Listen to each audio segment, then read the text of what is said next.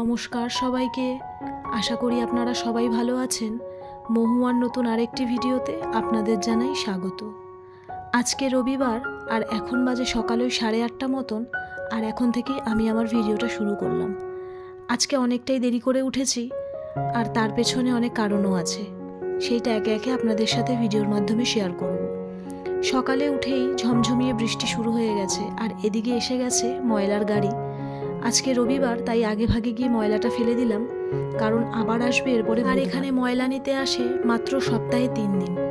যাই হোক, গতকাল বেশ কয়েকটা জামা কাপড় কেচেছিলাম, কিন্তু জামা কাপড় কাচার পরেই হঠাৎ বৃষ্টি নেমে যায়, তাই একটা জামা কাপড়ও শুকনো করতে পারিনি। আর আজকেও এই অবস্থা, কিন্তু ওইভাবে তো আর ভেজা জামা কাপড় বেশি দিন ফেলে রাখা যায় না।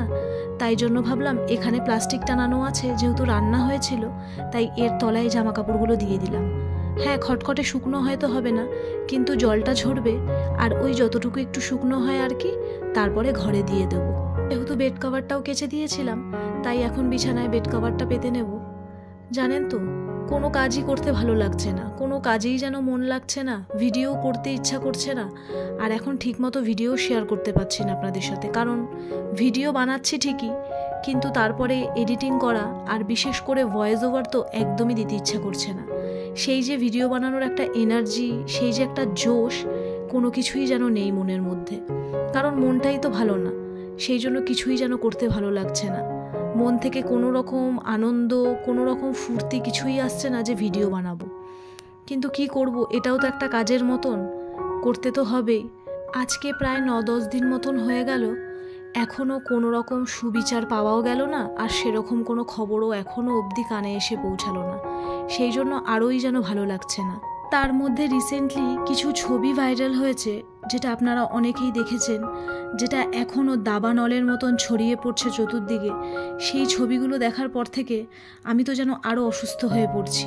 আর আমার যেহেতু এনজাইটি আছে, আমি না প্রচণ্ড চিন্তা করি, প্রচণ্ড ভাবি, ছোটোখাটো বিষয় নিয়েও আমি প্রচণ্ড ভাবি। আর এটা তো এত বড় একটা দুর্ঘটনা, যেটাতে আমি আমার মাথাটাকে কিছুতেই শান্ত করতে পারছি না।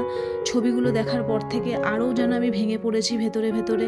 ঘরে কাজকর্ম করছি, খাওয়া দাওয়া করছি, সব কিছুই হয়তো করছি, কিন্তু তার মাঝখানেও ভেতরে ভেতরে যেন একটা আক্ষেপ থেকে যাচ্ছে, মানে একটা কোথাও যেন একটা কি বলবো, একটা ক্ষোভ থেকে যাচ্ছে যে কবে এরা শাস্তি পাবে, কবে ধরা পড়বে, কবে শুনতে পাবো যে ওদের শাস্তি হয়েছে, ওরা সবাই ধরা পড়ে গেছে। আজকে এতদিন হয়ে গেল, আরও ওই জন্য কিছু ভালো লাগছে না।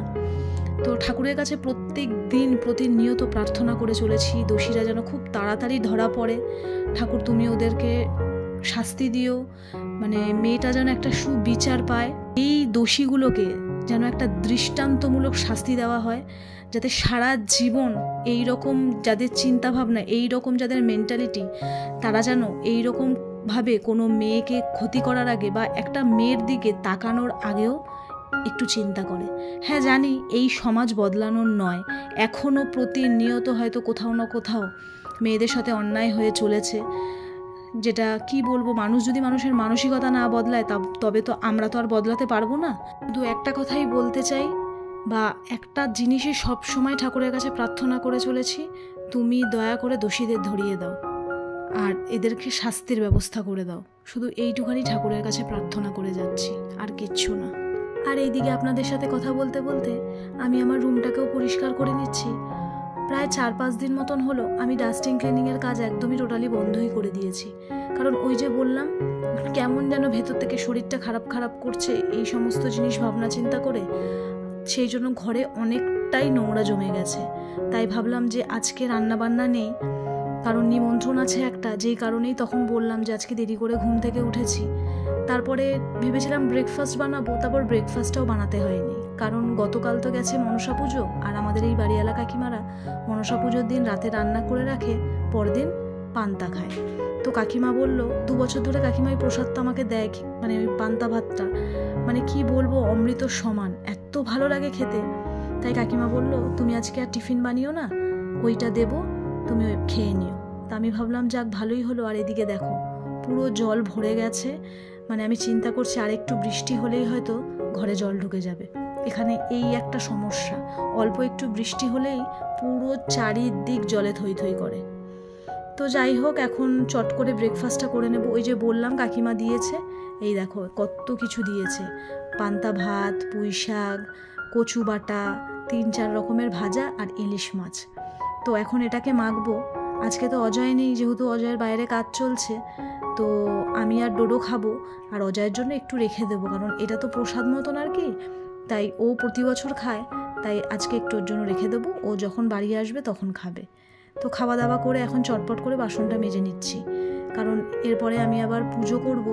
আর যেহেতু বেশ 4-5 দিন মতন পুজো বন্ধ ছিল, তাই ঠাকুরের বাসনগুলো অনেক নোংরা হয়েছে, তাই ভাবলাম আজকে ঠাকুরের বাসনগুলো ভালো করে মাজবো, মেজে তারপরে পুজো দেব। আর বাইরে সমানে বৃষ্টি পড়ে যাচ্ছে, মানে বৃষ্টি থামার নামই নেই। জানি না, যদি দেখছি যে ঘরে জল ঢোকার মতন পরিস্থিতি হয়ে গেছে তাহলে আর নিমন্ত্রণ খেতে যাব না, আর বৃষ্টি না থামলেও যাব না, কারণ বৃষ্টি না থামলে এই অবস্থায় একদমই আমার মানে খেতে যাওয়ার ইচ্ছা নেই, ভালো লাগছে না। আর এই পান্তা ভাত খেয়ে আমার পেট পুরোই ভর্তিই হয়ে গেছে, তাই ইচ্ছা নেই যাওয়ার। দেখা যাক কতদূর কী হয়। তো রান্নাঘরটাও পরিষ্কার করে নিলাম, কারণ কালকে যেহেতু সোমবার, আবার নিরামিষের ব্যাপার আছে, তাই ভাবলাম একেবারে রান্নাঘরটা পরিষ্কার করে রেখে দিই। তারপর রাত্রিবেলা তো একটু নিরামিষ কিছু মতন রান্না করে খেয়ে নেব, তাহলে আর ওই রাতের দিকে গ্যাস ট্যাসগুলো পরিষ্কার করার ওই ঝামেলাটা থাকবে না।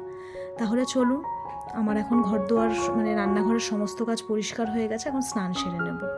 আর এদিকে স্নান সেরে সোজা চলে এলাম ছাদে, কারণ নিচে তো বসার উপায়ই নেই, দেখলেন পুরো জলে ভরে গেছে। তাই এখন বসে বসে কাকিমাদের ওই ছাদের নিচে যে শেড আছে, ওখানে বসেই ঠাকুরের বাসনগুলো ভালো করে মাজবো। আর আমি এই মানে ঠাকুরের বাসনগুলো, ওই পিতাম্বরী যে একটা পাউডার আছে, খুব ভালো। আগে তো লেবু তেঁতুল এইসব জিনিস লাগতো, এখন এটা দিয়ে বাসন একদম চকচকে হয়ে যায়। আর এদিকে দেখুন চট করে পুজোটাও সেরে নিলাম। এখন বৃষ্টিটা একটু ধরেছে, তো অজয় ফোন করলো যে চলে আসো, বৃষ্টিটা কমেছে। আর ও এসেই আমাকে আর ডোডোকে নিয়ে গেছে। তা অনুষ্ঠান বাড়িতে আস্তে আস্তে প্রায় ওই 3:30 মতো বেজে গেছে। আর এখনও ব্যাচ যেহেতু বসা ছিল বলে আমি এই ব্যালকনিতে একটু দাঁড়িয়েছিলাম। সত্যি কথা বলতে একদমই খাওয়ার ইচ্ছা ছিল না, যেহেতু পাশের বাড়িতে না গেলে একদমই বাজে দেখায়। কিছু কিছু ক্ষেত্রে দেখবে তোমার কোনো জায়গায় ইচ্ছা না থাকলেও যেতে হয়, সম্মানের খাতিরে, ভদ্রতার খাতিরে। তো সেই জন্যই আর কি। তো যাই হোক, খাওয়া দাওয়া করে চলে এসেছি। আজকে সুইমিংয়েও যাওয়া হবে না, কারণ এত বৃষ্টিতে সুইমিং হয়ও না, আর তাছাড়া রাস্তাঘাটে প্রচণ্ড জল জমে, আমাদের তো অজয় এতটা নামিয়ে দিয়ে গেল।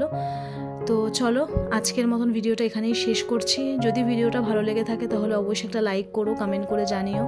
খুব তাড়াতাড়ি দেখা করবো নতুন আরও একটা ভিডিওর সাথে। ততক্ষণের জন্য তোমরা সবাই ভালো থেকো, সুস্থ থেকো, আর নিজেদের খেয়াল রেখো। আর দোষীরা যাতে খুব তাড়াতাড়ি শাস্তি পায় তার জন্য প্রার্থনা করো।